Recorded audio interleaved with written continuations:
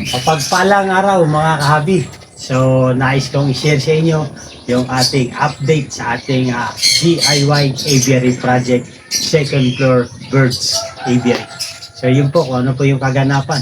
So, maraming salamat sa inyong suporta at kung bagong viewers ka sa channel na ito, ay hindi ako ng favor, please subscribe my YouTube channel, Olen Aviary at iba pa. So, sharing po ito sa ating almost 1 month in the making sa ating DIY aviary project. So ito na po yan.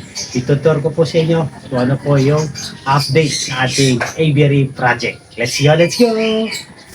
So magyakit muna tayo ng panibagong rolyo ng screen. So pangatlong screen na to mga kahabi dito sa ating aviary project.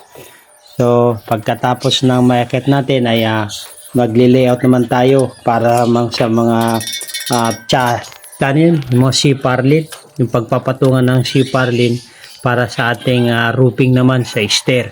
So ito na lang ang medyo walang roofing sa area na to. Ito yung stair na yung paakyat mula sa ground floor papunta doon sa DIY aviary project natin. So naglalagay tayo ng support para sa papatungan natin ng C-parlin para naman doon sa iskruhan ng ating yero. So 12 feet po ang haba ng ating yero na ilalagay. Pagkatapos ay susukatin din naman natin yung mga existing na mga poste natin na 2x3 dahil sobrang haba nila, dahil ito yung pinamposte ko 6 meters to. Susukatin natin. Ang sukat ko nito mula dun sa landing ay 280. So, kakatingin naman natin yung mga existing na pagkasukat natin. Ano mga existing? Ito yung mga pinuputol ko mga kahabi. Ito yung mga poste na mula sa ground floor na ibinao natin sa pundasyon. So, yung sobra ay konting ingat lang sa pagpuputol mga kahabi dahil medyo mahaba pa yung sobra. Kaya medyo iniingatan ko lang yung pagkakating ko. Mahirap may yung wala tayong ligtas na yung safety na pagkakating. Kaya dinandahan ko lang. Yung isang side ay hindi ko na lang pinutol at unti-unting ko na lang ito hanggang sa maputol para safety po yung ating pagpuputol sa tubular na ito. So yun mga kahabi. Ang sunod naman natin ay preparation naman ng C-parlin ng kakatingin natin para doon naman natin ipapatong doon sa nauna nating nailagay na 2x2 dahil ito naman yung i-screwhan ng yero. So ayun na, ilalatag na natin yung C-parlin sa first side, sa dulo ito. Gagamitan lang din natin ng screw. So preparation para sa roofing naman para sa stair. So medyo mataas-taas to kaya ingat lang tayo, dahan-dahan lang sa ating pag-DIY project para safety tayo at wala tayong mapinsala or hindi tayo ma-aksidente sa ating pag-DIY. So maraming salamat kahabi sa inyong panonood sa ating sharing sa ating DIY aviary project. So ito na po ang ating project. Kaya na mga kabi, nakapaglagay na tayo ng C-parlin para sa ating roofing para dito sa stair natin. Konti na lang, tatapos na. Mag-cutting muna tayo ng fiberglass mga kabi. Ito yung 2x2x2 na fiberglass na ilalagay ko sa likod ng ating cages para protection sa kanila sa tag-ulan or sa tag-init. So ayun mga kahabi, tutuloy na sana tayo sa pag-cutting, ngunit napansin ko na wala pala ng kuryente. So ito yung medyo nakaka-delay sa ating pag-DIY project dahil sa madalas na nawawala ng kuryente dito sa amin. So ito naman yung i-update ko, i-sharing ko sa inyo. Ito yung natapos na ng mga side ng mga area sa ating aviary project. So nakakapagod. So ito na lang yung balanse. Nakapaglagay na rin tayo ng solar light dito sa roofing. So ito yung ginagawa natin na C-parlin para sa roofing ng ating stair. So ito ng area na lang yung magbalanse tsaka itong roofing dito sa side na to. So ito mga kahabi, ang ating sharing. So habang walang kuryente, ang gagawin muna natin ay lalagyan muna natin ng part ng shaded. Yung nakating ko na fiberglass, ito yun mga kabi, pininturahan ko lang siya ng primer tsaka sa aluminum. So ilalagay ko dito sa likuran ng cages natin na 2x2x4 para itong area na to, para kasi nasisikatan to ng araw so kung ayaw nila magpa-araw ay meron silang masisilungan. Tapos kung umulan at magkaroon ng angge ay meron din silang protection. So itong kalahati lang ng 4 feet yung ating lalagyan, so 2 feet lang yung ating tubular. So kung gusto nilang magpainit or gusto nilang maligo, so dito lang sila pupunta sa kabilang side. So ito lang yung protection. Nilagay ko lang siya doon sa may tabi ng nest box. So yun ang ating preparation para dito sa ating mga cages. So yun mga kahabi. Ayan guys, nilagyan natin ng fiberglass, tapos pininturahan natin ng silver yan.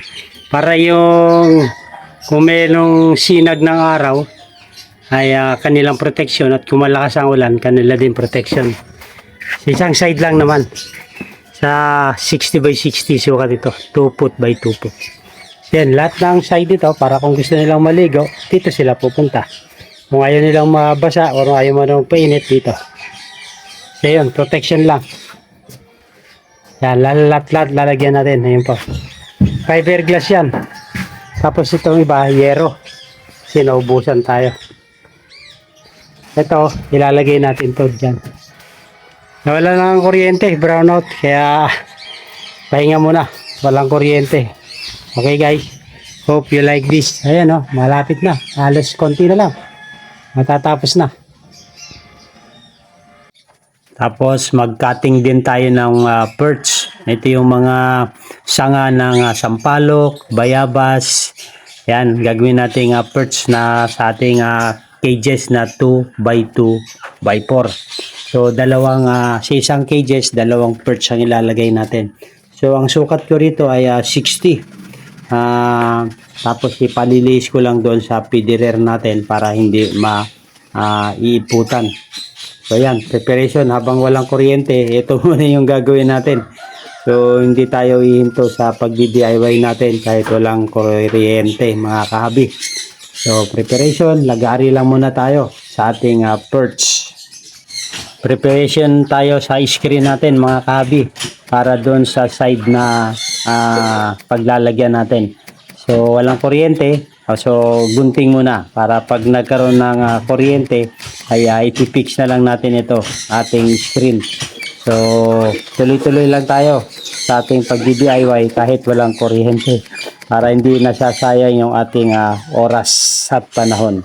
Kaya makahabi, nung nagkaroon ng kuryente muli, kaya tuloy tayo sa ating DIY project. So preparation ulit ito para dun sa remaining natin na paglalagyan ng yero. So itong part na to ay plain sheet ang ilalagay natin na sa piraso dahil natira ito. So sayang naman, so dito ko nilagay para protection din ito sa sinag ng araw. Tapos yung kalahati nito ay screen naman ang ilalagay natin para yung hangin ay true and true. So nilagyan ko lang ng L bracket, tapos screw lang natin itong plain sheet natin. Yung support nito ay 1x1 na tubular. So dito sa kabilang side naman ay screen na rin. So halos matatapos na natin ito na paikutan natin ng screen itong ating aviary. So kung makawala man ang ibon dun sa cages natin ay hindi siya makakawala sa aviary. So ayun na, na-fix na natin mga kahabi yung last part ng screen natin. Pag na-fix natin to, ang balanse na lang natin dito sa ating aviary ay yung ating main door na magiging balanse. So nilagyan ko lang din ito ng L bracket. So ang frame nito ay 1x1 at saka yung base nito ay 1x2. So ito mga kahabi yung ating stair sa ating bagong DIY aviary project. So may roofing na tayo mga kahabi sa ating stair. At meron na ring roofing dito. So hindi na mababasa sa pag-akyat natin. Ayan ah. So ito yung ating dating aviary. Ayan oh, yan yung flooring ng ating second floor. So tubular yan ang gamit natin. So ito, may screen na rin dito sa side na to. Sa taas meron na naglagay tayo ng yero para pag malakas ang ulan ay hindi mapabasa sa loob. So yung balance na lang natin itong main door natin papasok. So dito nalagyan na rin natin ng yero. Ayan o. So screen na lang kapiraso rito. Tapos dito sa taas na to kalahati yero, kalahati screen. So yun po yung balance na lang natin sa ating aviary project. So almost done na po ito mga kabi. Wala lang kuryente ngayon kaya nahinto tayo sa ating paggawa sa ating DIY project. Wala pong kuryente ngayon. Tapos dito mga kabi, ito yung ating nest box. Naglagay na rin ako ng perch. Ito yung mga perch natin na pinutol. Ito yan na. Ito, ilalagay natin to plain sheet. Yung isa fiberglass, pininturahan ko lang. Yun, katulad niyan, nilalagay natin sa likod ng cages. Kalahati, 2x2. 2x2. Para pag malakas ang ulan, ay meron silang panangga. Kung gusto naman nila maligo, dito sila pupunta. So, dalawang perch side. At sayan. So, meron tayong isang layer, tatlong cages sa isang layer. Gagawin natin. So dito naman tayo sa labas, meron tayong existing dito na meron tayong door para sa ating papuntang roofing. So ito po yung taas na ano natin. Ayan na.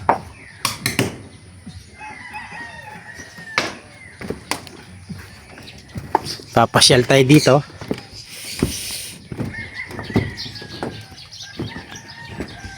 Ayan na yung ating aviary mga kahabi. And naglagay na rin tayo ng solar. Ayan, tapos na. Konti na lang. Yan ang ating aviary project. Maraming salamat mga kahabi. So yun po mga kaganapan sa ating DIY aviary project.